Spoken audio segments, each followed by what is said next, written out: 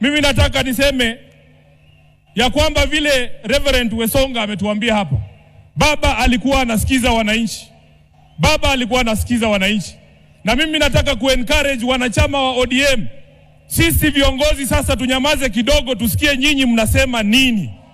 Nyinyi mtuambie mnataka tufanye nini na chama cha baba Raila Amolo Odinga.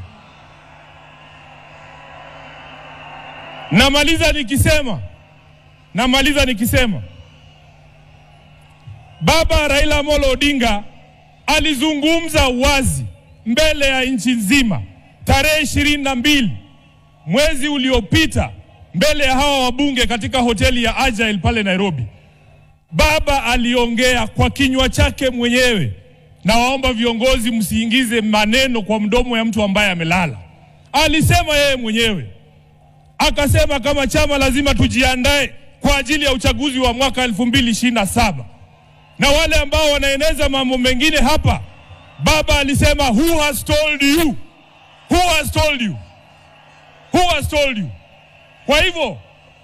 Kwa hivyo sisi tutafuata the last standing instruction ya baba ambaye alitoa chini ya siku 23 ambazo zimepita kabla afariki. Kwa hayo mengi, ni jukumu langu pia kama katibu mkuu wa chama, Mheshimiwa Rais, ilinivunja moyo sana kwamba baba alitoka Nairobi bila kusikia sauti za watu.